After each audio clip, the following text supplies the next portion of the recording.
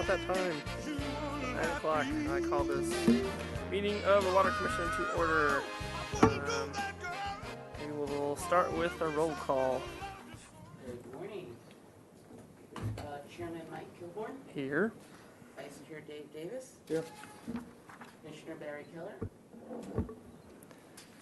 Appears he's absent. Commissioner Michael Jordan. Here. Commissioner Megan Burney. Joshua Hackett. Here. Thank you. Super, thanks. Okay, public comment. Doesn't look like there's any public comment today, so we'll move on to item number 5, consent items. I have comments on item A and a question on item B. Okay, you want to turn your mic on? Sorry. I had a couple on A too, so why don't you start with 5A, the meeting minutes? Okay, on the meeting minutes on page 2, item D, down at the motion, you have the motion to approve the commission's own recommendation, which you don't have to say, but that's beside the point.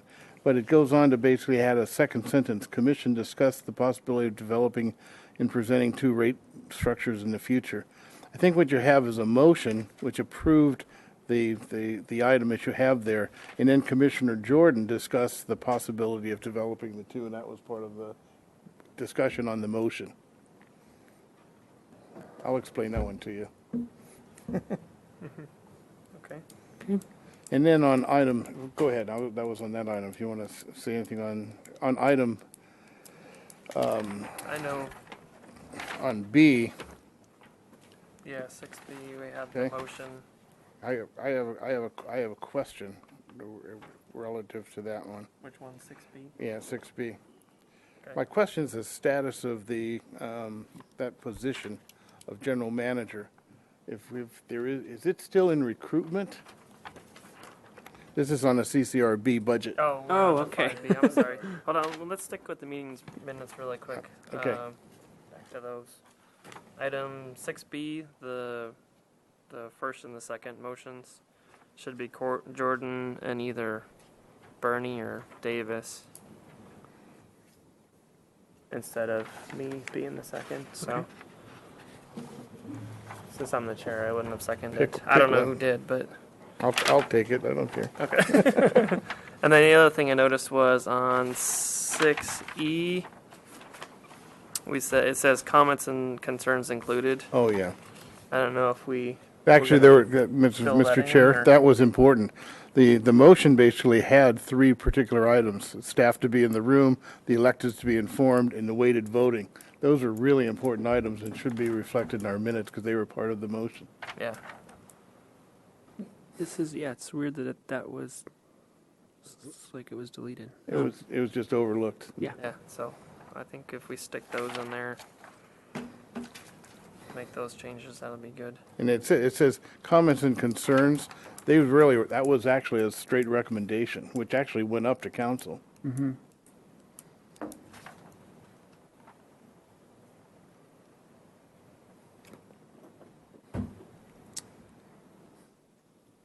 Okay. Okay. And So and then my on to consent item 5B now. Is that yes, sir. what you Thank you. want? Okay. My question was the status of the general manager, if that's still in recruitment, and was there any discussion at CCRB about the increase in salary from 120 to 162? Councilmember White, would you like to answer that? The question is, what's going on with CCRB general manager recruitment? Is it still in recruitment? What's the status? Let's put What it that way. is it? It feels to me as if we're hanging on. We're just getting through, obviously, a surge of activity there, and that a couple of the bigger picture pieces are deferred until we get through the surge. Francisco is still the interim, and I think one of the issues that's been in circulation is, does CCRB have a shot at being remerged with COMB? To me, it should happen. Others feel very differently. So I think that it won't happen unless there's consensus, and there isn't consensus out there on that. And obviously, if we do end up with a CCRB that stays in, I mean, it has no infrastructure behind it whatsoever. It's really flying just without a net. And payroll, but I mean, there's a whole bunch of stuff that just you go, wow, this is not happening. But the work is getting done, and the advocacy is I think I'm relieved to see how well we're doing on the advocacy level. But that back of house stuff is what is needed. So that's a long-winded way of saying we're still in flux, and Ms. Dyer might have something else to add to that. But you've seen. If I may, Chair Kilborn, Commissioner Davis, we've had a lot of activity this year at CCRB with the State Water Rights Order. The draft was released, and then also work on the biological opinion. So, in previous years, the general manager position was a part-time position, and the increased workload this year is part of the reason for increased budget for that position. Yeah, and it stated in the staff report that it's looking at the position as a staff position. Was the halftime position not a staff position? That was a contract? Correct. That was contract. It was not a staff Right. position. Okay. Great. Thank you. Okay. Were there any other questions on any of the consent items? No? Okay, then I'll look for a motion to approve consent items A and B. Mr. Chair, with the changes to the minutes, I'd recommend approval of the consent calendar. Okay, I have a second. All in favor? Aye. Opposed? Okay. Passes unanimously. All right, cool. Moving on to item number 6A. The annual wastewater collection system report. Ms. Arroyo. Good morning, Mr. Chair, members of the Commission. Lisa Arroyo, Wastewater System Manager. I'm pleased to be presenting the Wastewater Collection System Annual Report for 2016. I did give this presentation back on May 9th to the City Council. Some of you may have been able to watch it live or view it after the fact, so I will be going through fairly rapidly. But if there's anything that you'd like me to stop on, talk about in a little more detail, please be sure to interrupt me, and I'd be happy to do so. In today's presentation, I'll be talking a little bit about the system background as well as the consent decree. I will talk about SSO history, or our spill history, our collection system program, and the costs for 2016 as well as throughout the life of the consent decree. Just a little background on our collection system. Up there you'll see our map. You'll see the 257 miles of gravity sewer system in the green lines. Most of it, about 90%, is 6 or 8 inch in diameter, so we are a very small diameter system. Our system is about 53 years of age on average, so we are an older system. We have 7 lift stations. Those are shown on the red dots throughout the map. Lift stations are a point of a localized low point in the system.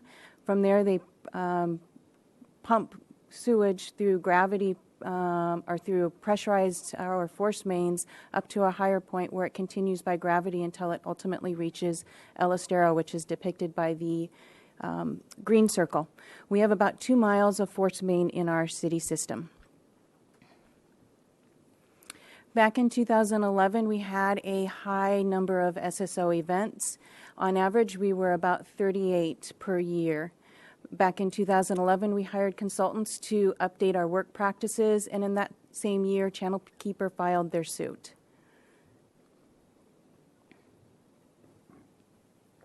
Sorry about that. In 2012, we entered into the consent decree. There you see our spills over the first 5 years of our consent decree, and we brought that average from 38 prior to the consent decree down to 15 on average per year. In late 2016, the city started negotiating with Channel Keepers and ultimately entered into an amendment to our consent decree in 2017. I'll be talking about some of the changes as a result of the amendment throughout my presentation. One of the things it did do is extend the life of the consent decree for up to 3 years. So it will be about 2020 when we have the end of the consent decree. Here are our SSOs in tabular form from 2012 to 2016. The SSS goal, or what we call our SSO reduction or performance standard, is the middle column. That is what is written into the consent decree. Our actual for the year is on the right column. As you'll see, in 2016, we did meet our SSO performance standard of 7 per year, which was below the 8 per the consent decree. If you take a look at the spills by volume, this is over the 2012 to 2016 timeline. In 2016, we spilled a little over 6,500 gallons. Almost 6,400 gallons were recovered, and that equates to about 97%.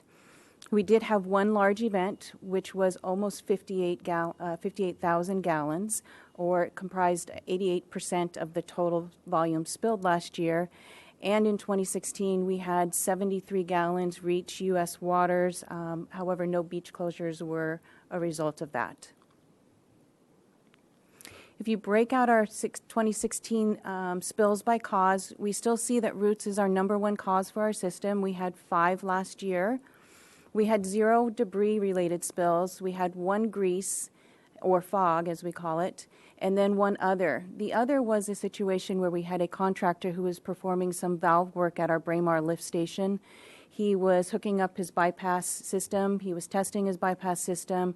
Unfortunately, one of his connection leaked. It didn't have double containment under it. It spilled out into the public right-of-way, and that resulted in a 3-gallon spill, and that was the other category. As far as cleaning goes, that's one of the major components of our maintenance system. We cleaned 136 geographical miles last year, which we have a 257-mile system, so we cleaned about 53% of our system last year, at least once. As far as cleaning miles, last year we did 242 cleaning miles, which means that many of our mains were cleaned multiple times. When we do clean, we clean with high-pressure water, and we trap the debris at the end at the downstream manhole. We quantify that as far as whether we're coming back with heavy findings, medium, light, and that drives our next cleaning cycle. When we started negotiating with Channel Keeper, and we've been talking about this for a couple years, we're having a hard time quantifying roots.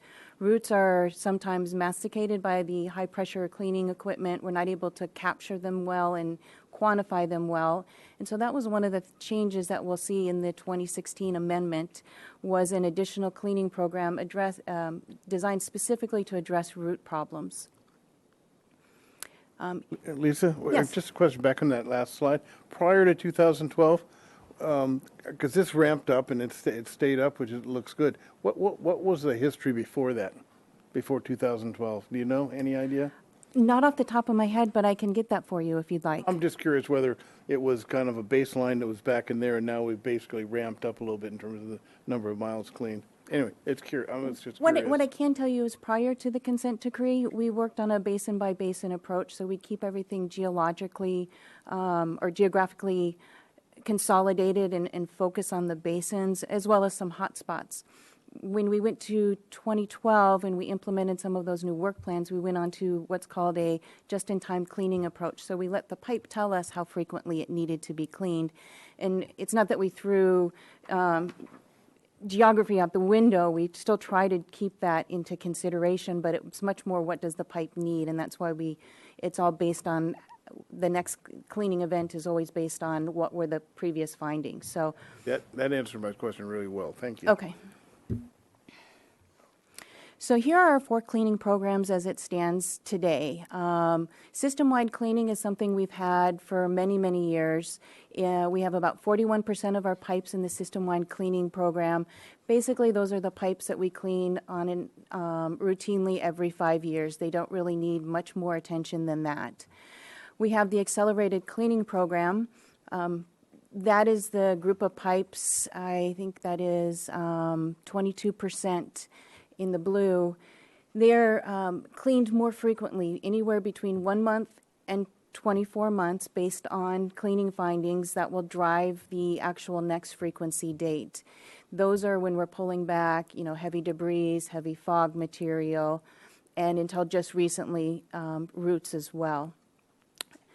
Chemical root control was a program we started in 2014. We started applying chemical treatments to our pipes that had a history of root findings to help reduce the frequency of cleaning and help reduce overflows. Currently, we have about 18 or 16% of our system in the chemical root foaming program. You clean those on average of 2 to 3 years with the treatment. First year you treat it, you have to do a subsequent treatment 2 years after, and then you can extend it out 3 years going on. Fourth is the accelerated root control program. We have about 21% of our pipes on that program. That is new this year. Basically, any pipe that has a history of root findings that was previously on either the 5-year program or the accelerated cleaning program got put into this program where we're now cleaning them at a frequency of 12 months or less. What this just generated is additional cleaning for staff. And so this year we will be going out with we'll start with chemical root contract. We will continue with our chemical root program in 2017. There's a map that shows you the pipes that we will be treating. Those are the pipes that we initially treated in 2015. We'll retreat them this year, and then moving forward, they should be on a 3-year cycle. As far as a cleaning contract, we'll be putting out it's out to bid right now, a 38-mile cleaning contract to largely address the pipes that were brought in from the either 5-year or the 24-month time frame and accelerating them to the 12-month, the new program this year. This is how we're going to be addressing that increase in cleaning that we just don't have the internal resources to do. Additionally, we will be seeing cleaning contracts annually because we are going to be seeing increases in our cleaning contract. That was accounted for in the amendment, and I'll talk a little bit more about that as we get to the capital program. Sorry to show you this picture just after breakfast, but this is what fog does to our pipes. This is actually a picture of the inside of our one SSO fog-related spill last year. We have a very active fog program. We have an inspector who goes out, who inspects the restaurants or our food eating establishments, and provides a lot of outreach to them. That's an important component of the fog program. Last year he did 488 inspections. To put that into perspective, prior to about 2014, when we had a consultant come in and revamp our fog inspection program, we were doing about 130 inspections per year. And I think that's what's helped driving down our fog-related spills at this point. Last year we had 1, the year before we had 0. This is another great picture for our sewer lateral inspection program. This is a picture of a defective lateral with roots in it. We are seeing more and more SSO spills that are related to the laterals themselves and the roots in the laterals. We have the commercial condo cases where we did 368 slip cases were initiated as part of that program. In addition, we did about 100 residential cases. Those are typically initiated either by development or by us coming through. We're seeing stuff on CCTV, and we are putting them into the slip program. Last year, we did about 135 sewer lateral to main connection replacements. We have a contractor that comes out, and every time a defective Y such as this is observed, they'll be put into the slip program and they'll be required to replace that as well. Is there still a subsidized lateral inspection program going on? I don't remember if it was you or Creeks or both or... No, Commissioner Jordan, we don't have that any longer. Thanks. One of the programs that we started, again, back in 2014 was our acoustic sounding program. And some of you may have actually heard this program. It's basically, we have two devices. One is put at the upstream manhole, one is put at the downstream manhole. One's a receiver and one's a transmitter.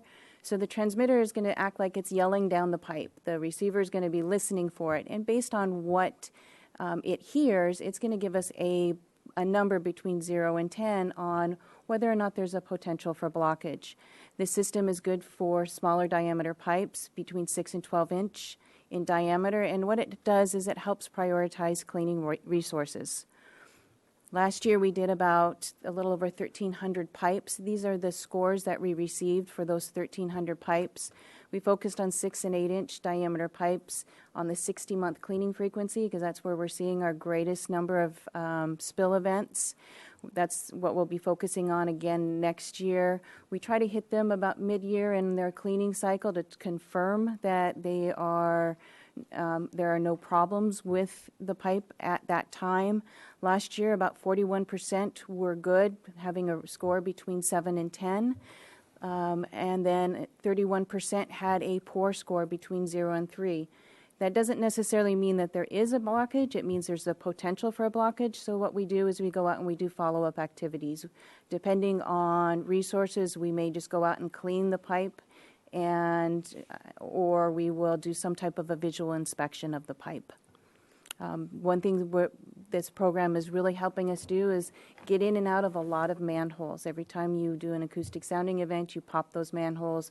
We're seeing sometimes debris, roots in manholes that need to be addressed, which we wouldn't have otherwise known about it because it wasn't due for cleaning. We are finding that we're coming back with some medium and heavy findings indicating that there was definitely a potential for a blockage.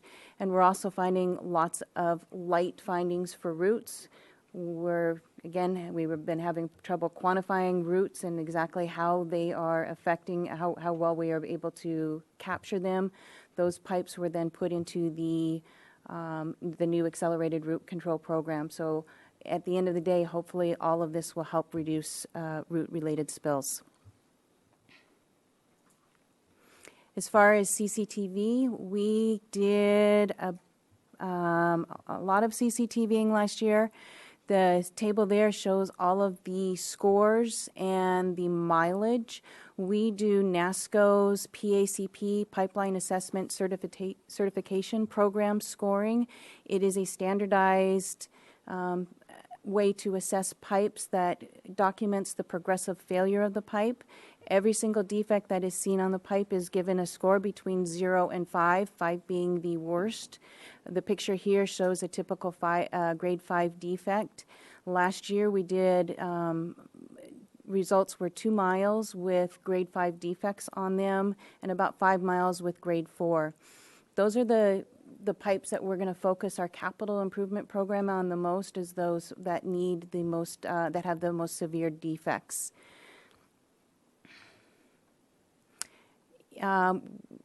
We will be going out with a CCTV contract this fall. We're going to do about 10 miles by contract. You'll see those pipes up there in the blue.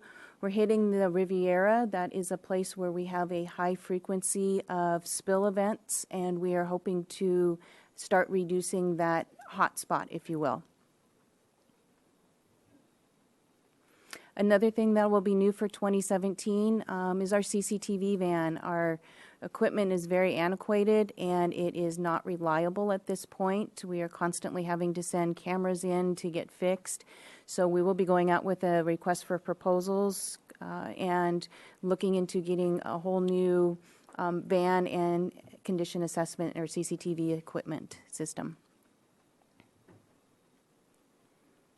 As far as our capital work, this is specific for the consent decree. We have what's called high-risk pipes. Those have to do with their proximity and ability to exfiltrate sewer out of and infiltrate sewer into storm drains. We term those as high-risk pipe. On an annual basis in the consent decree, we were required to rehab or rehabilitate or repair 2 miles per year. On the left side, you'll see what we've done for each year. We had a shortfall in year 1. That was largely due to we were just getting going, identifying what pipes in our system were truly high risk and what weren't. So there was that shortfall. We've been trying to make up for it ever since. The lifetime of the consent decree required 10 miles. At the end of 2016, we had a shortfall of 0.3. As far as our regular pipe, that's our 1% that we do annually. We have far exceeded that number every year except for year 2. However, there's allocations for what we call rollover. So if you do more in year 1, it will accommodate the shortfall in year 2. We also did 6.4 miles in, we did 6.4 miles, in addition to the 6.4 miles total we did last year, we did force main for Braemar. We put in a new one. It was about 0.6 miles, and that's not included in these numbers. Over the life of the consent decree, here's our cumulative pipe mileage. Again, 9.7 was accomplished over the 5 years for high-risk pipe.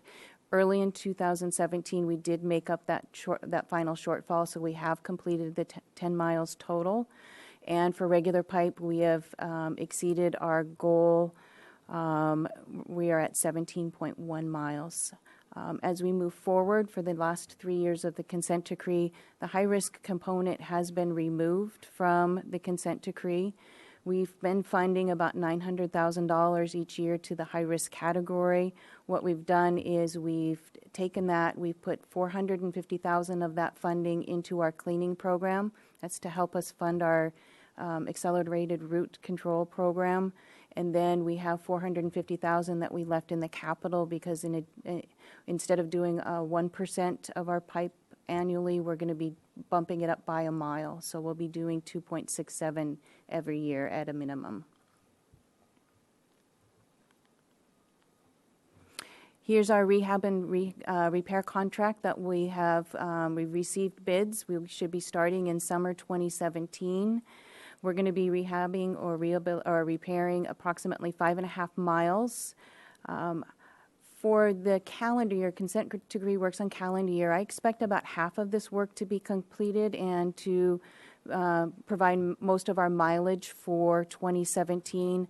I expect about the other half to be completed in 2018, so we'll get a good jump on our 2018 mileage with this contract. This contract is about $1.6 million.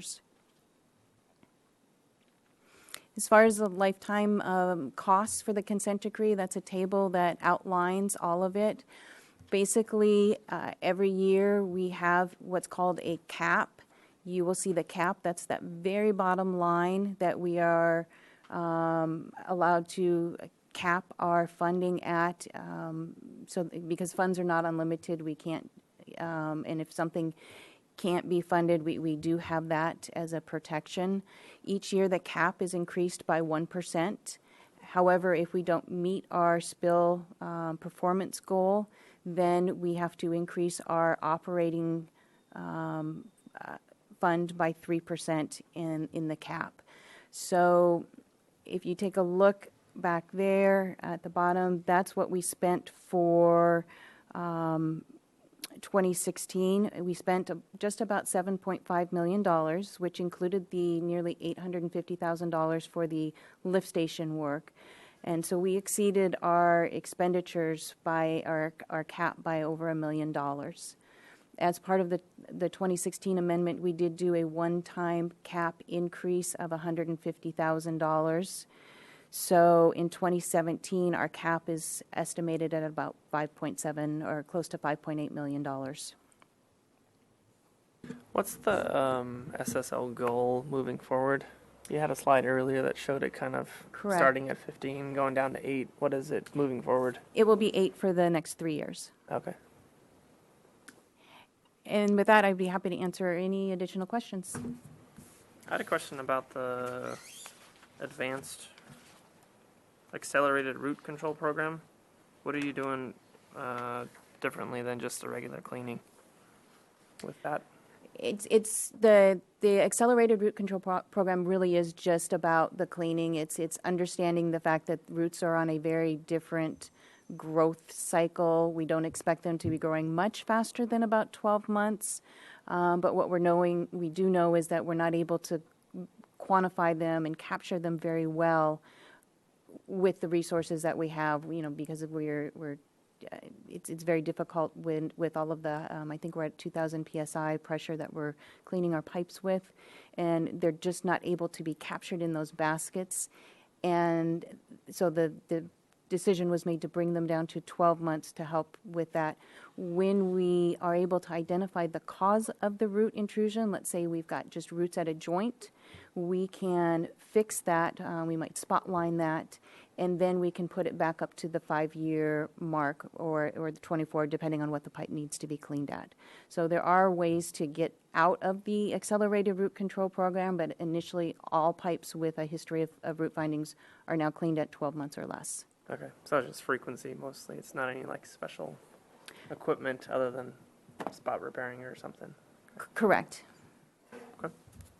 Ooh, So questions? by coincidence or otherwise, it seems wherever I am, it seems I'm seeing that big vacuum truck a little more often. I don't know, and I guess I've made some assumption on what that's doing. So is that actually just pushing along areas of obstruction that are known? Is that what's taking place there? No, the big vacuum truck is part of our cleaning fleet, Okay. and it has the ability to vacuum stuff up as well. Okay. So if especially with spills, we use it to help vacuum and clean up the spills. And when you see it at a certain manhole over and over again, say on the mesa, is it because that's a known high spot or a problem area in the gravity flow? Correct. You may see it, some of our trucks you may see once a month. We do have a number of pipes that are cleaned on a 1-month frequency. Okay. Our frequencies are 1 month, 4 months, 6 months, and then they seem to spread out a little bit more. And then as part of that dynamic, less water use too, that contributes to more use of that truck? You have No. less flushing going on? No, unfortunately not. We don't recapture, recycle. Okay. I mean in the pipe itself. So there's less. So I'm using the bathroom as often, but I'm taking less showers. So you have less volume going through the collection system, helping to push stuff along. So when you're in a drought condition and people are restricting their water use, does that contribute to having to do that more? Yes, I think we are seeing an increase in some of our cleaning. It's from the root perspective as well, from the debris. If you're not getting sufficient flushing velocity, you will see it settle out. Great, thanks. All right, super. Okay, thank you very much. for the presentation. Thank you, Lisa. Okay. We'll move on to item number 6B, contract and authorization for the Cesar Chavez site. Mr. Hagmark. Yes, thanks. We had to get this set up really quick. So we'll note we did talk with council on this. To send out an email to the council, let them know that, or to the water commission, let them know that this item was moving quickly. We were notified in late April. And unfortunately, I wasn't in the office, but we were notified in late April that this property was out and for sale. And so we've been kind of scrambling to pull together an approach and to get buy-in. And on Tuesday, the council supported moving forward with putting together a proposal. And right now, the current plan is to have a closed session discussion next Tuesday. In closed session, we'll only be able to talk terms and price.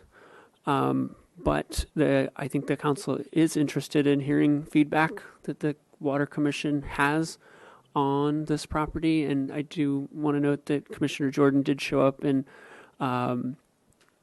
did share his perspective on it, which I think was helpful to the council. So this opportunity, the Chavez site has been, it's kind of a mixed bag. It has been a part of the city for a while as part of the redevelopment agency, and as when the redevelopment agencies went away, it became the property of the state and has been in this kind of limbo under the control of the successor agency, which is a combination of the county, the school district, and the city to basically sell this property for the most they can get and share the proceeds. I think the cities gets 13% of the sales of this property, approximately. I think the school district gets about 50% of the proceeds from this. So that's just a little background on the property. And for us, we've been talking quite a bit about space, particularly around El Estero and the needs of water resources. And I think bringing this forth, looking at it from different perspectives at this point, not sure exactly which one is the best fit, but certainly the overcrowding at El Estero is significant, and the recycled water assets that are there, the treatment plant and storage, take up quite a bit of space. And this property could offer an opportunity to relocate, at least to storage, and also the potential for potable reuse. So we've been talking about this for a while, that how to help El Estero respond to demands in the future. And right now, the number one option would be to put in a third digester. That third digester would offer us the opportunity to increase our gas production, which would mean more energy for us to run the facility. We're currently approaching 80% 80% of our energy coming from our cogen facility. So with a third digester, it opens up this opportunity to maybe divert food scraps, but certainly more digesters would help us with the methane production. It also could offer us an opportunity to continue to try and improve our biosolids. We currently produce Class B biosolids, but there is talk and hope in the future that we could go to Class A biosolids, which is something that we could reuse right in the community without sending. Right now we send our biosolids off to be composted, and then they're returned to us. So it's just cutting out a step. Also redundancy. Right now with our digesters, we have to routinely take them down try to do it every 5 years. It's a pretty big undertaking to isolate and take it down. But when we do, then we're running on one. And it really makes it tricky to continue to meet all of our requirements with just that one digester. So like to see, yes. You mentioned that 80% of the energy consumed at El Estero is currently coming from the gas, which is fantastic. Mm-hmm. If we factor in desal at 3,225 acre feet, what does that percentage go to? That's a great question, and probably something I'd have to follow up with you on to see what the combined for both sites, because we do have now 1 meter through SCE that comes into, basically feeds both desal and El Estero, so we can get to that number. Yeah, that would be great, because I know we've had some concerns around energy use at with the desal plant. I'm one of those concerned people, but if we have an opportunity to have more on-site renewables to offset some of that would be huge. Certainly, if we got to a situation where we're producing more electricity than El Estero needs, it will offset the needs at the desal plant. Certainly don't think we're going to get close to offsetting both, but yeah. So then there's the long-term water supply plan, and as we've been talking about and just finished up the feasibility study on, the opportunity for potable reuse certainly supports a continued diversification of our water supplies. It's a local, sustainable water supply, and I anticipate this being added to our next long-term water supply plan update. The feasibility study, I think, clearly laid out that it is something that can be accomplished, and that it's helpful that the state is moving in that direction. They've reached a similar conclusion, and I think we're kind of waiting to see what their schedule is going to be. I understand that they're working on identifying milestones, but they, as I understand, in the next 5 to 7 years, they would like to develop regulations to support direct potable reuse. And as we discussed, for us, surface water augmentation is probably the most viable opportunity for us. So having said that, in order to make that happen, we need to build an advanced water treatment facility. And as part of the feasibility study, we identified a need for approximately 2.5 acres of property to accommodate the treatment facility and tankage. that would make this happen. And you know, the win-win to this too would be the potential that we could relocate and incorporate the recycled water treatment facility into this same footprint. So I just wanted to kind of go over the graphic of all the water assets in that area. So we have here's the 101 right here. We have the desal plant. We have the annex yard, Elistero, and here's our current recycled water assets. We have the treatment plant, which we just finished renovating, and then we have this recycled water tank, which is located here, and you can see how these are the other two digesters. So you could see how this is a nice location for that third digester if we made that happen. And then this is the Chavez property that we've been talking about, which, keep in mind, there is a road that goes right through here. So although this site over here is more ideal plumbing-wise, this isn't infeasible. This certainly is within the realm of reason. And given that it's unlikely that any property of this magnitude will come up for sale anytime soon, we think this poses an opportune decision here. So the Chavez site is actually made up of 4 parcels, and it does have some encumbrances on it. It has a wetlands area down in the lower corner, which has been fairly defined. It does require a setback from that wetlands. That encumbrance, if I recall right, is somewhere around 7,500 square feet. Just as a perspective of what we believe would have to be set aside. There's also a requirement to provide 20 parking spaces for Casa Esperanza that goes with the property. And it doesn't have to be in that corner. The 20 parking spaces could be anywhere on the whole site, so there's some flexibility. And then there's a discussion about a bike path, a 16-foot bike path that connects Quarantina to Calle Cesar Chavez. I'm not exactly clear that's a requirement as much as it's a desire by transportation. So we're still researching that, and that should be part of the discussion. But at 16 feet wide, that eats up a considerable chunk of the usable property as well. And so what's left is probably on the order of about 2 acres. And, given the fact that there really is not too many opportunities to acquire 2 acres in this area, we think this has a lot of potential. So funding, not the ideal time to be buying property, as we've been still working through the costs of this drought. But I think if we sit and wait, there isn't going to be an option, I don't think, in the future that's going to be cheaper.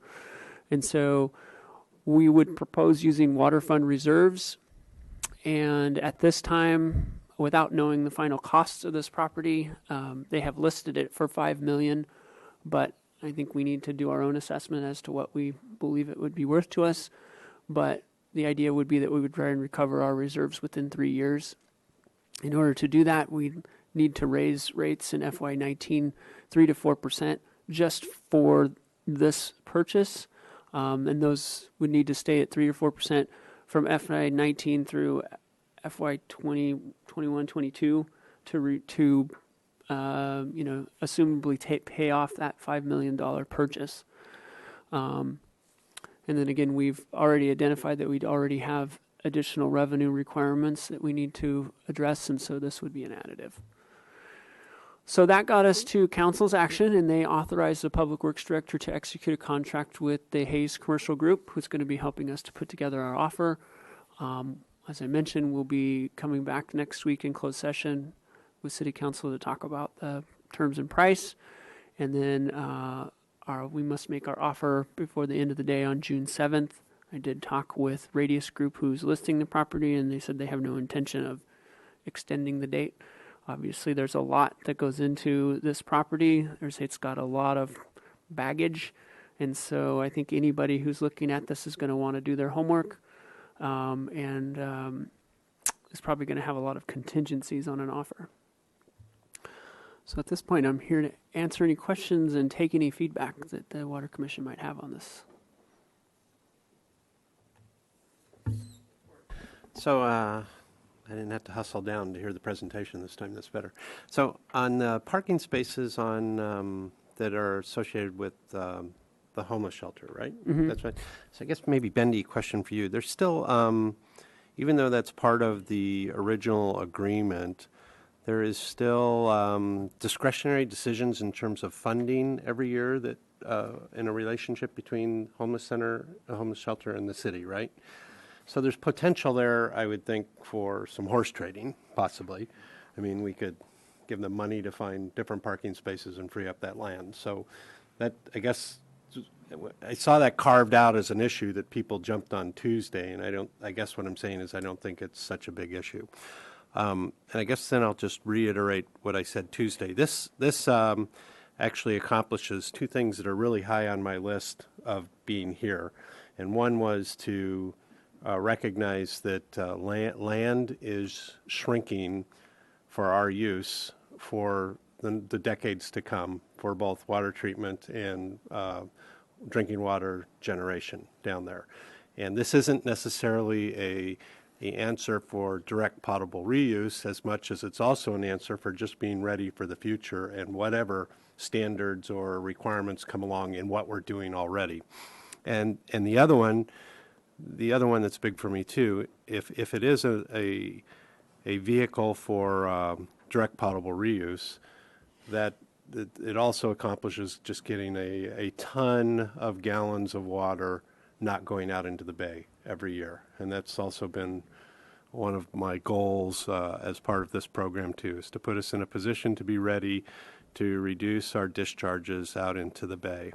And I also, I think, popped off at council on Tuesday, and I said, to me, those parcels are all moving spaces, and to me, part of that discussion internally should eventually be what has to be an added expense, the distance away that those parcels are versus trading those parcels for the city yard and putting some land to use that's immediately adjacent to our existing operations. So those would be my comments.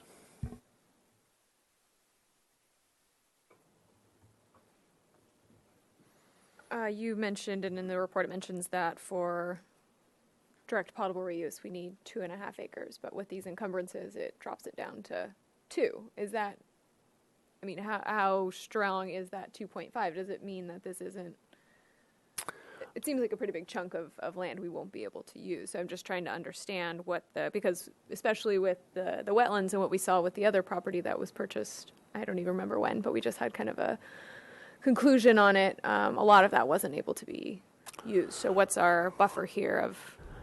Right. So we've been looking at this, trying to see. I think 2.5 is the ideal, and I think we've been dealing with not ideal for a while. And so, one of the challenges that we're going to have here is the contaminated soils. That's another big factor here, and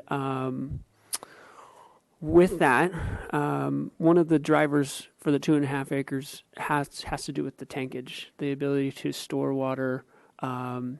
You basically have your contact time with chlorine before it would be pumped up to Laurel, and you also have one of the tanks would be a stabilization, so it'll take your wastewater flows that are diurnally all over the place and kind of stabilize it so that there's a constant feed into the treatment plant.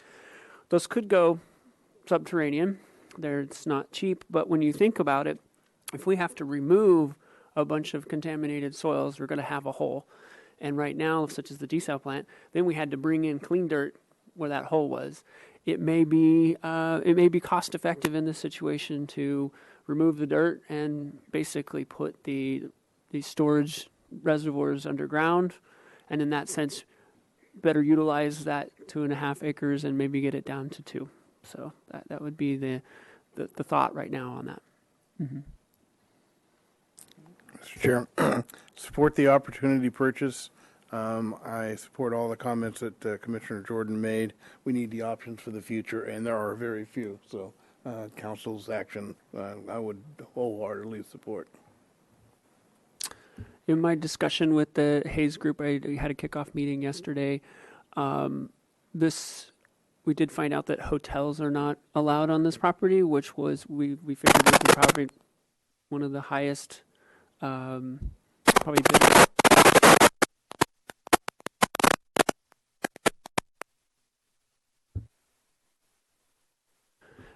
Hotels we thought would be one of the highest bidders, but we also certainly heard loud and clear from the fishing community their need for industrial space.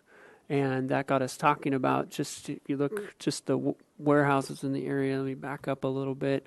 We talked about the prime real estate identified here, the Vercow building, and how the occupancy on that is really low. And then there's also this industrial space here, same thing. And then there's an industrial area here. So there's an industrial spaces in much high demand. Unfortunately, the city doesn't, the way it was laid out, we didn't end up with a lot of industrial space. So you either have to go to Ventura. And so I think there's going to be a desire to acquire this property and develop it as, individual industrial users, which is what it's also zoned for.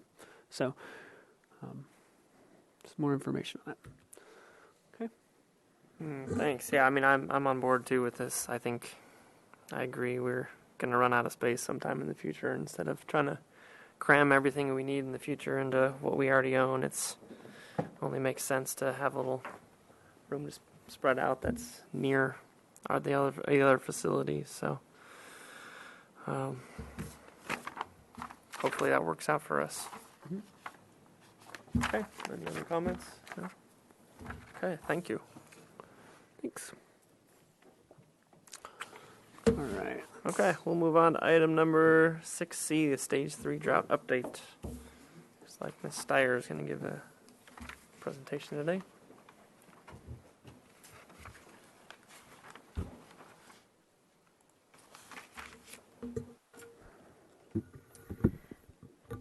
Good morning, Mr. Chair, Water Commissioners. My name is Kelly Dyer. I'm the Water Supply Manager, and I'll be giving the drought update today. So we will discuss the status of the drought, our water demands, our water supply, brief overview of our current water supply strategy, an update on drought funding, and then also talk about our water conservation efforts. This is a chart of our rainfall forecast. It's produced by NOAA, which is a federal agency. And as you can see, there's equal chances of above or below normal rainfall. However, we are pretty much at the end of our rainy season. So we receive most of our rainfall in the winter months, and then there's little to none in the summer. So I've pulled the 50-year average rainfall at Gibraltar for May and June, and it's only about a half an inch in May and pretty much nothing in June. So at this point, I think we can conclude we're pretty much at the end of the rainy season, and we will likely not be showing these slides going for the next few months in our drought updates. But just as a reminder, our rainfall totals for the year, Gibraltar's at about 119% of normal. Kachuma ended the year at about 129% of normal. And downtown Santa Barbara, we were at 144% of normal. This is a chart of where we've been. So we just experienced the 5 driest consecutive years in recorded history. And here we are in 2017. And this hatched mark is that one storm event we had on February 17th, which was President's Day weekend. We got about 10 inches in one storm. If we had not had that one rain event, we would still be below normal rainfall for the year.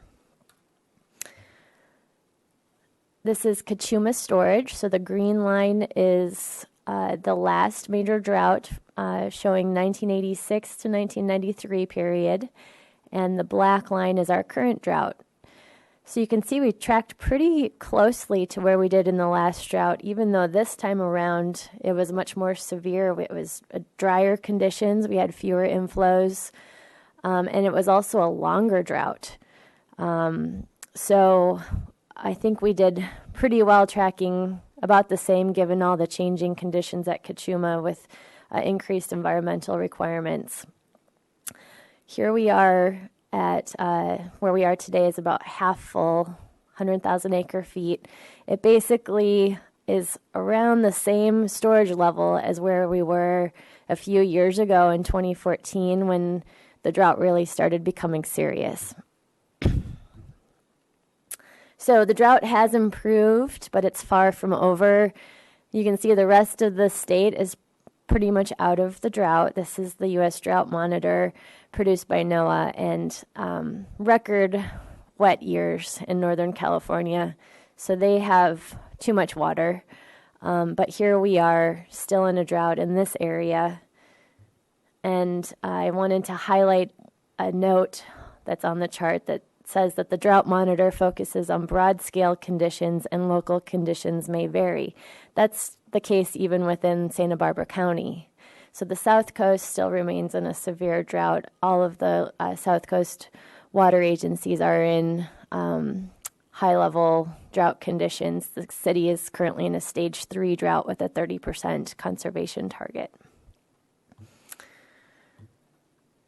This shows our water demand. So the dashed line is what we would consider normal water use. The state set 2013 as the year representative of normal, so we're always comparing against that.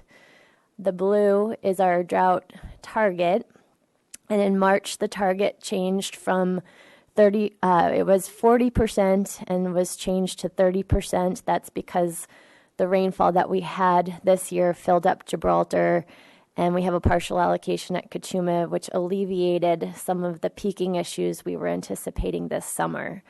So, with the drought target changed to 30%, our community is still meeting or exceeding the 40% target. So that is wonderful for water supply purposes. Our 12-month running average is 38%. So we have not seen any sort of rebound in water use at this point. This is our total water production historically. So going back to the 1980s, and you can see this is the last major drought where there was a dramatic decline in water use. And then when Kachuma stopped spilling is when we really consider the end of a drought. So when there was recovery in the last drought, our demands slowly recovered over time, but they never reached what they were in the 1980s. We expect something similar will occur in this time around. A lot of people have made some permanent changes on their properties with their irrigation systems, and so we don't expect an immediate rebound and don't really expect our demands to go back to what they were before. Gibraltar Reservoir currently still full. However, it just recently stopped spilling in May. We continue to maximize our diversions from Gibraltar. The water quality is really good right now. It's actually better than Kachuma. So we've been taking down as much as we can up to our monthly limits. And Kachuma is at about half full. We did receive confirmation of our 40% allocation for this water year from the Bureau of Reclamation. Even though Kachuma is half full, not all of that water is ours. There's some water that's state water, imported water in Kachuma. Some of it belongs to downstream water rights. Some of it is reserved for fish, and there's a minimum pool. So accounting for all of that is complicated, but there was not enough water for a full allocation for us this year. Fish releases have resumed through the Hilton Creek Emergency Backup System. There are about 4 acre-feet a day that are being released for fish to Hilton Creek. You may recall that caused an issue with our state water deliveries were interrupted temporarily because the normal conveyance for delivering water to Hilton Creek is gravity flow, but the lake isn't full enough for that normal gravity flow. So an emergency backup system had to be used, which uses the penstock at Bradbury Dam, which is where our state water comes in. CCWA was able to install a bypass pipeline that goes up and over the dam, similar to what was installed previously, although the length is a little bit longer, coming in at a different location. But our state water deliveries have resumed. So that was just a temporary interruption for about 3 weeks. Emergency pumping barge status, the pumping barge has been dismantled. We don't expect that it will be needed again until 2019. So we continue to monitor our lake level projections and would potentially have to put that back in if the drought continues. So as I mentioned, state water deliveries resumed to Kachuma April 14th, and we continue to maximize deliveries up to capacity. All the South Coast agencies have been delivering water to Kachuma. The city currently has about 2,300 acre-feet of water in storage at Kachuma. The water available to us this year has been our state water allocation. We have an 85% allocation of Table A. Table A is just a table in the contract for our state water project. Defines the maximum amount that could possibly be delivered. The city's Table A is 3,300. So with 85% of that, we now have 2,800 allocated to the city. We also have Article 21 deliveries. These are basically free water when San Luis Reservoir is spilling. It gets reallocated to all of the contractors. So we have received about 600 acre feet, and those deliveries just completed very recently, May 11th. So we don't expect to be getting any more Article 21 water for this year. Metropolitan Water Storage Exchange, this was an agreement that we entered into with Metropolitan when San Luis Reservoir was spilling. Metropolitan, we basically transferred the city's water into Metropolitan's name at no cost.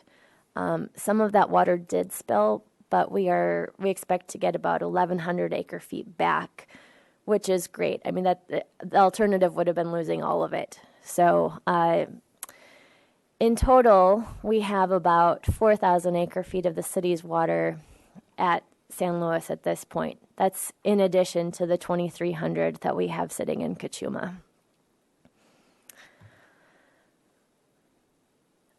So just as a reminder, as we've gone through the drought, we've had a number of supplemental water purchase agreements over the years. And when we enter into an agreement with another state water contractor, there is an exchange component. And so to date, the city owes about 6,200 acre-feet of water debt owed to AVEC, and that is paid off over a 10-year period.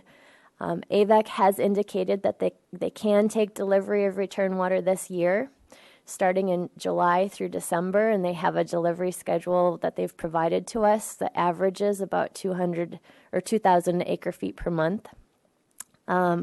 So we've been projecting out how much water we might have at the end of this calendar year as we continue to maximize deliveries from San Luis to Kachuma. We would expect to have about 1,800 acre-feet left at San Luis at the end of this calendar year. Because San Luis is full, there's a high risk of it spilling again next year. So our strategy right now is to just carry over about 900 acre-feet. That's how much we can deliver within 2 to 3 months. So assuming there might be a spill in February of March next year, we think we could deliver all of our carryover before it spills. And then we'd like to use the remaining 900 acre-feet to repay AVEC this year. We're also pursuing water purchases to help pay down AVEC water debt. The city of Santa Maria has indicated they have water that's available this year. They have up to 4,000 acre-feet available. And Montecito Water District is interested in purchasing 2,000 of that, and the other 2,000 acre feet would be available to the city at a City of Santa Barbara for a purchase price of $225 per acre foot. So we are considering purchasing that water for $450,000 and having it delivered straight to AVEC to pay off some of our water debt. We did budget $1.5 million for water purchases this year. So the combination of, if, you know, after that deal goes through, the City of Santa Maria will be discussing it with their, at City Council June 20th. So an agreement would be executed after that date. We hope to have it in place before July so that we can start returning the water to AVEC as soon as possible. But we would be able to return up to 2,900 acre feet this year to AVEC, and then would be left with 3,300 acre feet of water debt to be paid off in the future. Okay. Groundwater, our wells are all now turned off, so the basins are resting as we are maximizing our use of Gibraltar water. We did have some, while the basin is at historic lows, we did have some yield remaining. We estimated it was the basins are at about 30% of capacity.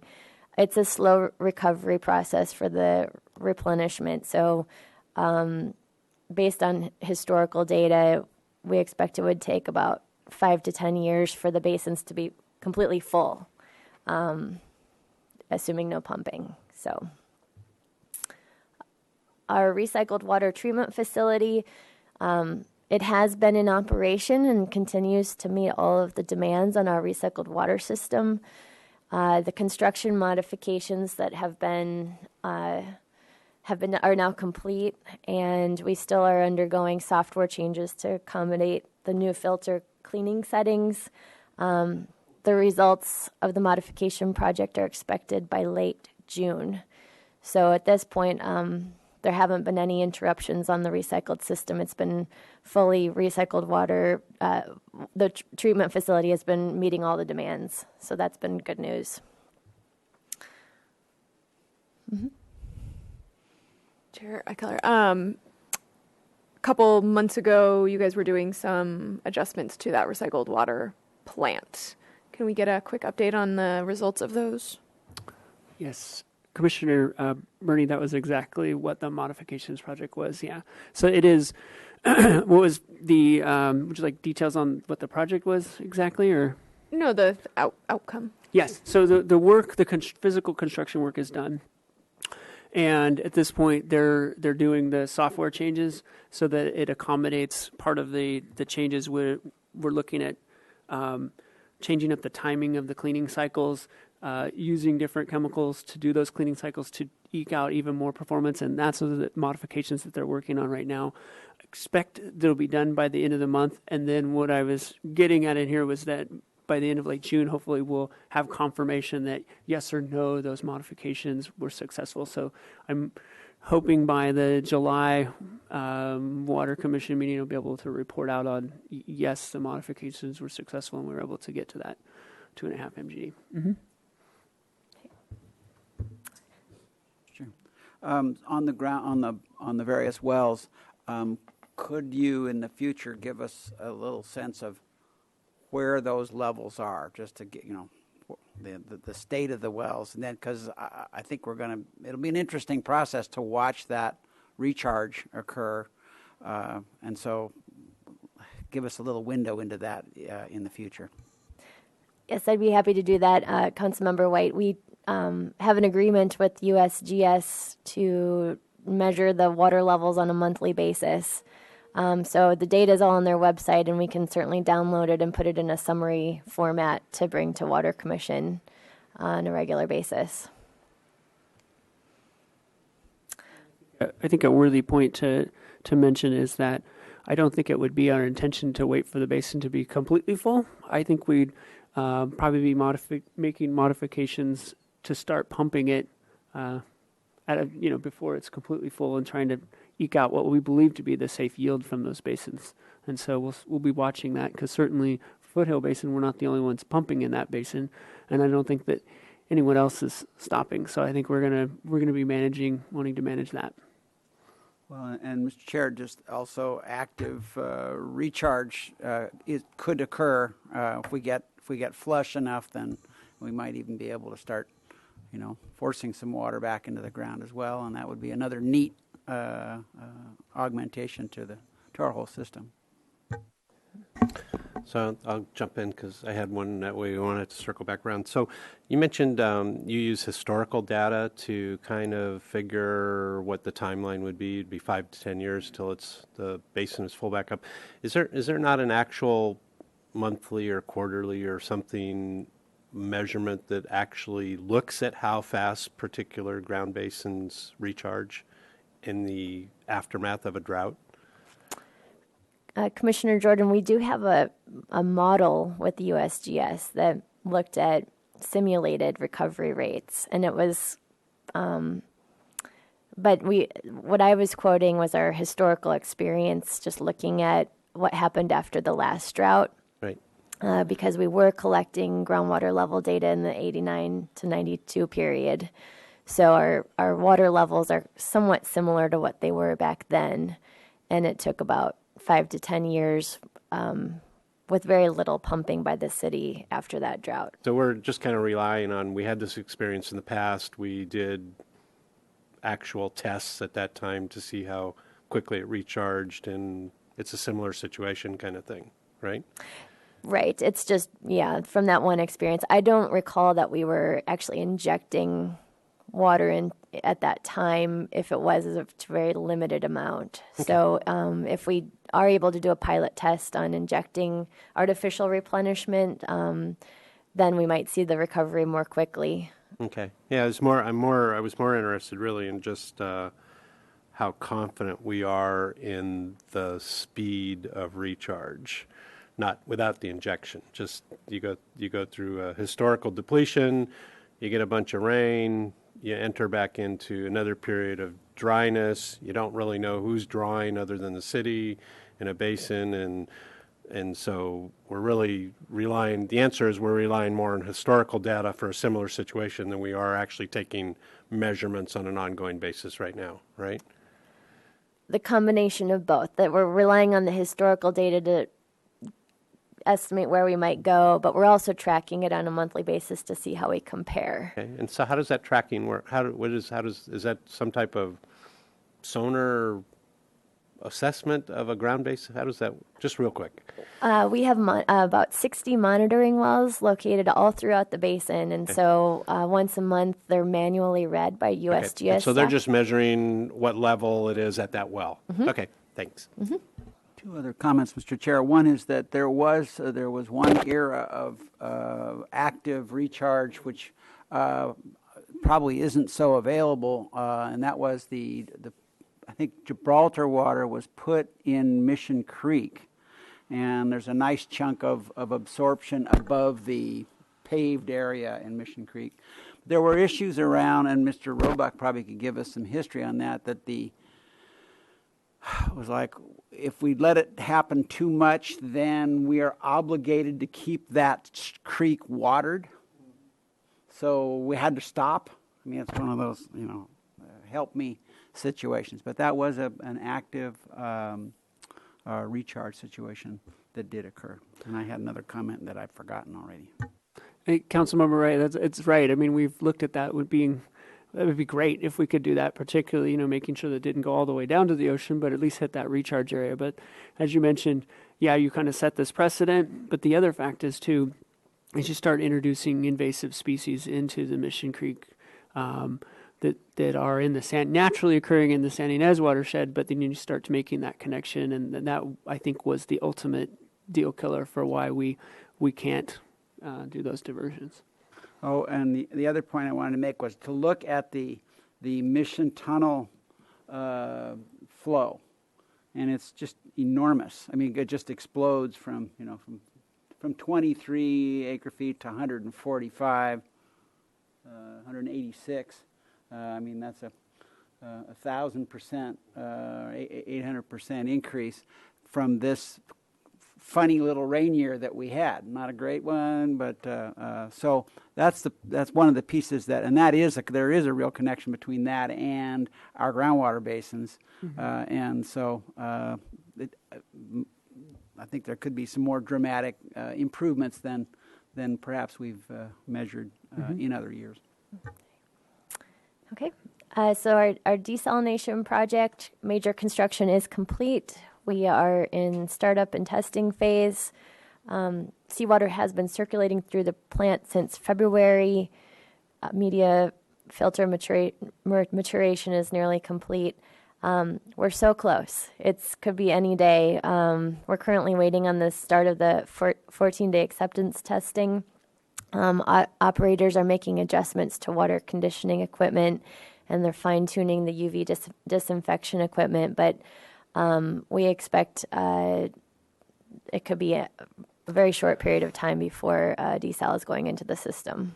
So I wanted to add something. It's been interesting. The IDE staff are very optimistic about getting operating, but there are a lot of challenges. This is an incredibly complicated facility, and in itself, it has many different processes that all have to get along and be working uniformly. And so I guess what I kind of wanted to do today was kind of slow everything down in some sense and say, and when Ms. Dyer said is accurate, it could happen. It could happen next week that the facility, everything is working, but it could take longer. And I think that's been part of the challenge. The staff are certainly optimistic, and they're very motivated to get this facility up and running. But it will not be put into the system until not only the city, but the state is comfortable with the water quality that the facility is putting out. And so they are continuing to tweak processes and, and continuing to feed me optimism about how they're going to get it up and running. But I think at this point is when we do get to a point that the water meets regulation, is ready to go in the system, we will certainly be communicating with the public and the Water Commission and the council and letting everybody know what's going on. But at this point, I keep getting calls, a lot of calls from the media. Is it happening yet? Is it happening yet? And I share their enthusiasm. I share the excitement. And I don't think anything, for anybody who's been involved in a wrap-up of a project and start of something, particularly something complicated, it does take time to work through those issues, and nothing so far has been, earth-shattering. Nothing has been, the last issue was the UV lamps. They were having issues. They'd shut down, and then, just stuff that manufacturer comes out and says, oh, this is what you need to do. I fixed it. Okay, so now we move on to the next thing. So just stuff like that. And so anyway, I appreciate the excitement. I'm excited about getting the facility up and running as well. But I do think we still need to work through some issues. And like I said, it could happen next week, but it may take 2 weeks. It may take 3 weeks to get up and running. So I think we just have to, unfortunately, be patient. Mm-hmm. Okay, so this is our water supply strategy, which we've covered in previous months. Just a reminder that we're 6 years in now. The last time Kachuma spilled was, I believe, May of 2011.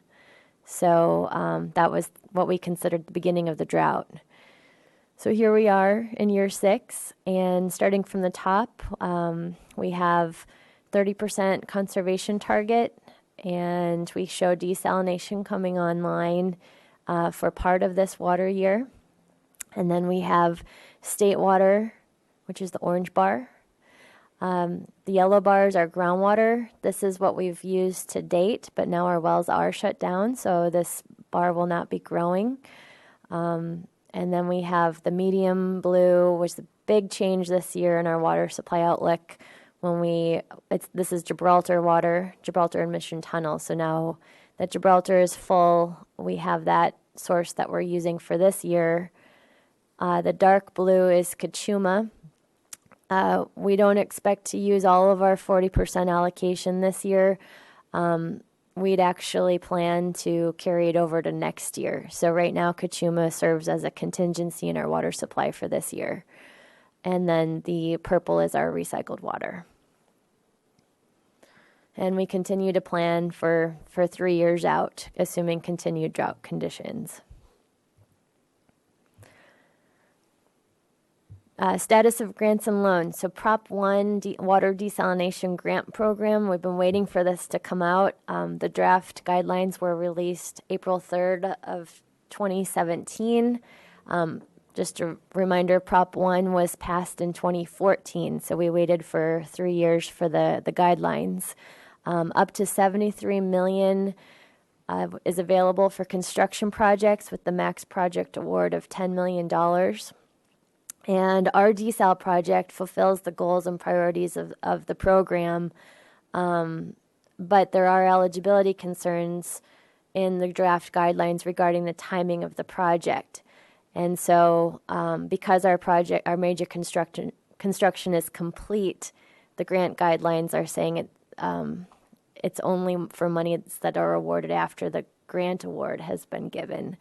So we've been raising these concerns for quite a while now with the state, and recently conveyed our concerns in 2 public hearings. We have a letter from the mayor to DWR, have met with Senator Jackson, who is also meeting with the DWR, Department of Water Resources Director, which is the state agency issuing these grants, and then have been working with an organization called CalDesal to write a joint letter.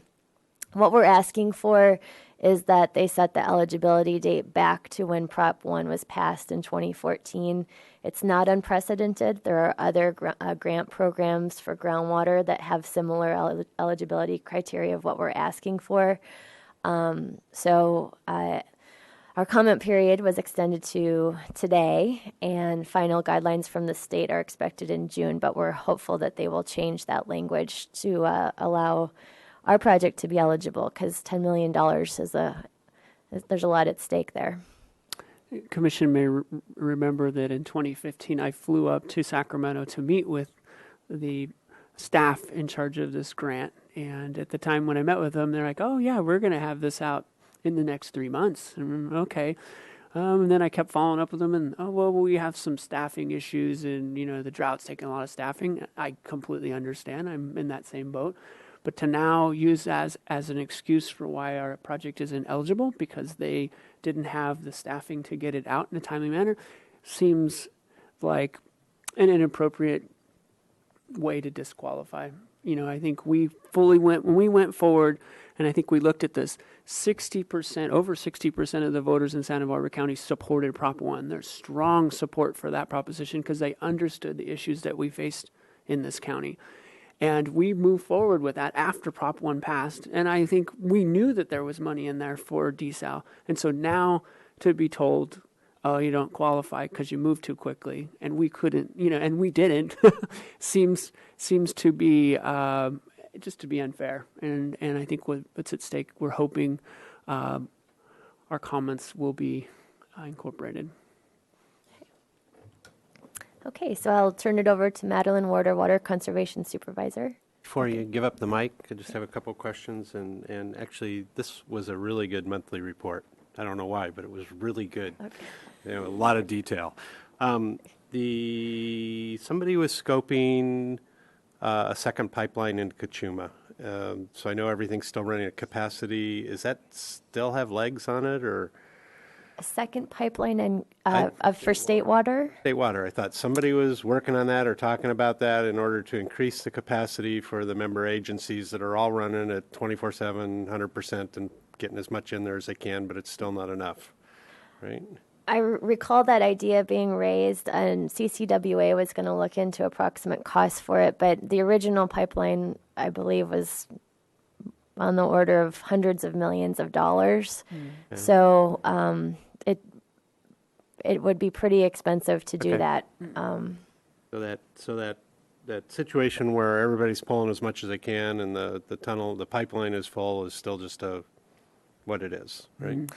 Correct. And in normal circumstances, we don't really use much state water. It's really intended for us as a backup supply during droughts and emergencies. But in normal years, when we have surface water at Gibraltar and Kachuma, we're really using a very limited amount of state water and barely using our capacity in those years. And my other question was on what you see publicly in terms of Montecito Water District's reluctance to participate farther with us in desal. There was a pipeline we were talking about that was part of their and our project to get the water to them up to the Mission Street area or something. And is that pipeline still part of our responsibility to get desal to the upper half of Santa Barbara? And now that will just fall on us, or was that two different issues? Yes, Commissioner Jordan, thank you for bringing that up. We have put that project on hold because under the current capacity of our desal plant, we do not need that pipeline to move water throughout the system.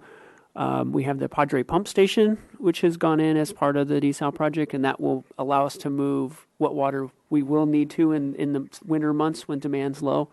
Really where that pipeline comes into play is if we wanted to convey water to Montecito, and or if the city was contemplating a much larger desal plant, we would need the ability to push that water all the way up to Cater. Mm-hmm. Thanks.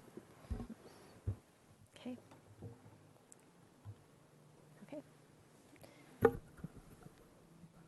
I just want to bring up a point that complements what Mr. Jordan was saying, that what I'm hearing as the next increment of supply, the state water system that seems to me to be the most cost effective, and and I have no unique insight into it, is that there's capacity in the state water pipeline that goes to Buellton. And there have been efforts made to make a deal with the below Narrows account, the lower part of the Santa Ynez River, and the beneficiaries of that, wherein there's that extra capacity, which is there now, could be dumped into its creek or into even go directly into the Lompoc municipal system. It's better water, et cetera, but some kind of way to take water that now comes out of Cachuma, the water that gets pulled out of Cachuma and run downstream to get to Lompoc. Trade water, trade state water. Lompoc gets that, and we get water out of the South Coasters get water out of Cachuma. It should have happened already, and it's just the next increment of possibility there at the minimal cost. So that would happen before the pipeline occurs. Chair Kilburn, members of the Water Commission, my name's Madeline Ward. I'm the Water Conservation Supervisor, and today I'm going to share a few slides with you about our annual Waterwise High School video contest. So this contest started in 1999. We are now in our 18th year. We've held it every year since then, and it's a county-wide competition for any high school to participate, and they can submit up to 3 videos per school that are judged by the water providers countywide and also the public for our People's Choice Award. So the students compete to create an entertaining and educational 30-second public service announcement. There are cash prizes that are awarded to the winning schools, and then prizes for the students are donated by local businesses. The winning videos have been used for summer media campaigns as well as playing in movie theaters countywide. And this year our corporate sponsors were Allen Construction, Dudek, Ewing Irrigation, All Around Landscape Supply, Carollo Engineers, Carsey Wolf Center, and the NCM Movie Network. This year we had 17 submissions, and the theme this year was water conservation is a lifestyle. There's 2 screenshots of 2 submitted videos there. The winners this year, the first place winner was Kate School, second place was Bishop Garcia Diego, third place was the Anacapa School. The honorable mention went to Dos Pueblos, and the People's Choice Award went to Kate School. And if all goes according to plan, we should be able to watch the first place video.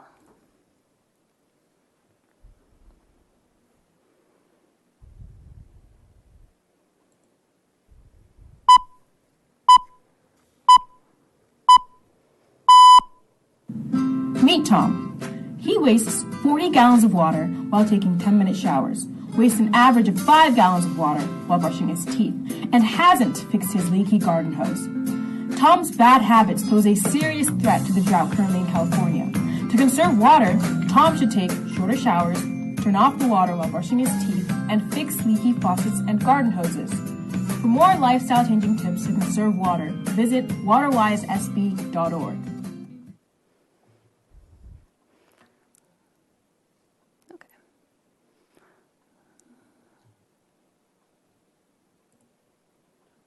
Nope, not that.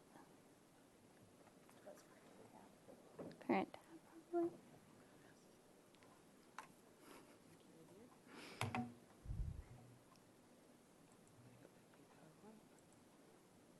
Oh, there it is down there.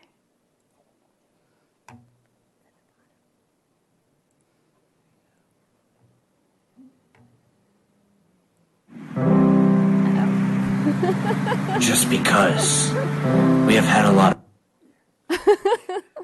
I think that was the second video playing. That's good enough. We can start from there. Okay. So all of the winning videos can be viewed on our Facebook page that we have for the high school video contest. And we are here for any further questions that you have. All right. Any other comments, questions? No? Super, thank you. I'll have to go check out those videos. Okay, that wraps up administrative items. So we'll move on to... I do have Yes. one last question, and that is how much project water is in Kachuma now? We need that bar chart. I keep asking you guys Yeah. for that. Let's see that bar chart. It's a good question. We requested the updated bar chart from the county and had hoped to have it for today's presentation.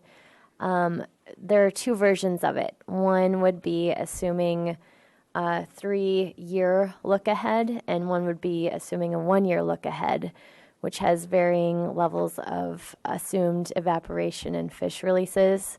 So in the next Water Commission meeting, we hope to bring back that chart that you'd seen previously, but it's been modified slightly because of now it's projecting forward.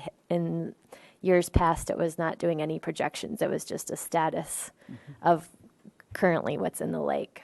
Well, what about that 40% too? Can you kind of explain what that corresponds to numbers-wise? Sure. So the total yield of Kachuma, the operational yield is about 25,714, I believe. And so we received 40% of that, 40% of the 25,000 for this water year, which ends in September. October 1st will come around, the beginning of the next water year, and we will be requesting an additional 40% allocation for that water year 2018. So at this point, that's the amount that's available currently would be the 40% now plus another 40% in October. Those estimates were done a couple months ago, so I think we'll want to fine-tune or tweak them before we actually do the next request for October 1. It might have gone up slightly with additional inflows to Kachuma, but that's the ballpark of what's available. What's the city's volume in Kachuma? That would be 40% of the 8,000? Yeah, so the city, of the 25,000 acre-feet per year total yield, the city's portion of that would normally be 8,277. It's just under 40% is our proportional share of the total yield. Okay. Okay, cool. Chair Kilborn, Ms. Dyer was trying feverishly to get this information out of the county without much success. She had several emails into him, so hopefully we'll be successful this next time around. I apologize we couldn't get that for you. Yeah, it's okay. It's just good to see. Mhm. It kind of helps you We put agree. things in perspective. Yeah. Okay, well, we'll move on to the Water Resources Manager's Report. Okay. So I think here's maybe the answer to one of the questions, which was how much is our Kachuma project, and it has in here 3,311 acre feet. So that's what we currently have in our Kachuma supply.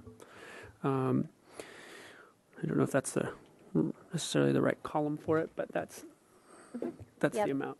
Yep, that's the balance represents the amount that's available for use. So that's 40% of the 40% of allocation. So Let's see. I didn't have any significant items to point out on here. In fact, I'd probably take your attention to the second to last page. We'll start with Bill Ferguson's memo. I did, last week was pretty busy. I went up on Thursday and gave my presentation to the regional board, concluding our obligations under our amended NPDES permit to report out on the feasibility studies for subsurface and potable reuse. I thought it went fairly well. I was a little disappointed by the commission's tone that we should be doing more and we're not doing enough. That was kind of hard to swallow in the sense that they continue to kind of, paint us. And that was the tough part is, the city has been a leader in environmental issues and, their accusations that we're not doing more regarding this issue seem to kind of abound there. It was unfortunate. We had Kira was there, Kira Redmond from Channel Keepers, and she was telling the board that the drought is over, which was tough to handle when that's currently not our situation. But in the end, we have satisfied our obligations that were required, and moving on, I guess. Oh, I know Jeff Young wasn't there. He was in town with some work, but I had talked to him the week before, and he was actually a year ago, January, when they were here for that discussion. I thought a little overly harsh on the city, being that he was a city resident and had a good finger on it. But I can tell you his perspective with me privately, even though he wasn't at the board, was not what you experienced. He was very supportive that we had done a very thorough and good job, and thought that we had done better than could be expected in terms of meeting that process. So it's unfortunate he couldn't be there, because I think he would have helped temper what you perceived there. Yeah. So following that discussion on Thursday, I went to Fresno on Friday to meet with the Bureau. We've been working with the staff in Fresno since 2008 on trying to get our WARN Act for the pass-through agreement. And another wrinkle in the efforts related to getting our environmental assessment completed. And it was a little frustrating. So we called for this meeting on Friday, and it was meaningful and helpful. And I think we've gotten some more direction to move forward with. In particular, we've been asking to meet with their legal counsel on two different items. They're confused by our water rights. So we're going to sit down and meet with their water rights attorney, which will be helpful. And we've been kind of asking for that, and for some reason it hasn't, until we met face to face, didn't seem to want to happen. And then we have some concerns with the WARN Act contract, the way it is written, and they've agreed to set up a meeting so we can meet with their contracts person. Ultimately, where we see this heading, though, is a reconsultation with NIMS. NIMS seems to think that the pass-through agreement has significant and adverse impacts on Steelhead. And so we are confused by that, and I think the data that we've provided doesn't support their conclusion. So ultimately what we're headed to is, and we requested that the Bureau, should they agree with us, which I think they're leaning that way, set up a meeting with NIMS to sit down and actually go through what are the impacts here that they're concerned about, because they seem to, it doesn't seem, we can't see that there's a significant impact, and we've looked at this from so many different directions that we'd like them to point out where they think there's a significant impact. So that's where we currently are. It is aggravating at best. We tried to make it clear that because we did not have a Warren Act contract in place to store our water, we lost about 3,000 acre-feet of water that would have been stored in Kachuma as a result. And the value of that water, if we base it on desal, is about $4 million. And so, there is a strong desire to see this get put in place. We've certainly been patient and working closely with the Bureau, but at some point, we need some action on this. And I think our meeting face-to-face was helpful in getting that. Mr. Chair, when we meet with people like that, do we have special counsel on water rights that go with you? Thank you for asking. Yes, we do have Alan Lilly from BKS, who we have on contract and who has been helping us with this. Yeah. Good, thanks. Regarding the potable reuse study, do you know off the top of your head what the resting period was for direct potable reuse in the groundwater? Do you remember what that is? Commissioner Burney, it depends on the level of treatment, and so and also the type of studies and modeling you do before you actually implement the project. It can be as short as 2 months or up to 6 months. Residence time in the groundwater basin before you pull it out at another location.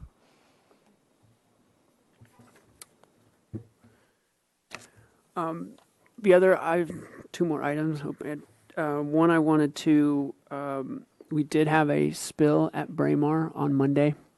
Wanted to let the council know about. It was a combination of equipment failure and operator failure, I think, in this point. A valve was open that shouldn't have been opened, and there was a cap that should have kept anything from happening, but the cap failed, fractured and blew out. And unfortunately, we were able to clean up the street quickly, but we weren't able to recover a significant amount. And we speculated it was around 1,100 gallons is what we lost into the Oroboro estuary. We have notified county health. We have been taking daily samples of the water quality, and there was already a very high level of bacteria in that area. And so this hasn't stood out. I think the bacteria count was about 20% higher than normal, but we'll continue to monitor that. We put signage up that's already closed to any type of swimming and bathing. To this point, it hasn't breached into the beach area, so there hasn't been an issue there. But we'll continue to monitor this, watch this closely, and it's very unfortunate. And then the last item in your packet, I have a letter in here. What I was intending to try and accomplish here was I feel that there's been a desire for more Water Commission engagement. And I put it on here not to answer anything today, but if the Commission wanted to agendize this and bring it back, we certainly could. But we certainly have a lot of issues that we're juggling. And I think a very active Water Commission wants to get in and understand more of the details of how things are going and how things kind of work, I guess. Not that I think there's a decision to be made, but to better understand, I guess, how the sausage is made, how things come together internally, how operations work, as a way to be more informed when it comes to these policy decisions that actually need to be made in the end. And so wanting to, I guess, introduce a topic of maybe forming ad hoc committees on a very selective basis on certain topics that the Commission wants to be more involved in. And what stands out to me is rates. As you know, every year we struggle with the pace in which we have to get through the rate process and get it adopted. And it doesn't, meeting monthly with Water Commission doesn't allow much time for engagement. And so maybe there's an opportunity to have some type of an ad hoc that two commissioners that is involved in some type of meeting with staff and better understanding how the rates are coming together and what's behind behind it, and then of course we'll have a public discussion when these come forward. And that kind of leads into a special meeting on June 1st, specifically related to rates and wanting to meet that sensitive timeline. But at that, I'll wait for any comments on. Definitely appreciate that idea. I would like to suggest that we bring this back for a full discussion, and I think the ad hoc committee is an interesting idea, but I think it goes even more basic to that, to what ends up on our agenda and what materials are provided beforehand and how they're provided to the Water Commission. I think there's been some frustration about not having adequate time to prepare from the Water Commission and prioritizing different items on those agendas. So I'd like to actually bring that back for a discussion at a future meeting with the full commission, if I have other people who are interested as well. Yeah, I mean, I think we've brought that comment up before. Is we don't actually know what's going to be on the on the agendas coming out, and sometimes we don't have time to review things. So I'm not sure how exactly we get the information to us. So I mean, obviously this is probably something we should discuss a little further, but it would be nice to know like what's kind of coming in the future, so we have a better idea of what information we want to get from you guys. Mr. Chair, yeah, I support the Commissioner Bernie's comments in terms of having that discussion. So June 1st is a special meeting, specifically look at the rate question? I've set it up that way, but if something comes up, I was going to add it. I don't think we have a 2-hour discussion necessarily on rates, but it's certainly probably. And we were then going to cancel the June 15th meeting? That's what I was proposing, as if we met on June 1st, I was hoping that we probably could cover anything we needed for the month of June and not have another meeting 2 weeks later. Well, I'd be willing to actually have a work session on the 15th to talk about our agendas, to have this idea that Commissioner Bernie's brought in, is to how our agendas flow. Mr. Jordan's raised questions on timing issues, to have an open discussion on those issues so we can have a dialogue with staff on where we're going with the commission. I'd be open at least to giving my time for doing that as a work session. I'm in with that too, and I like the idea of a work session rather than a meeting.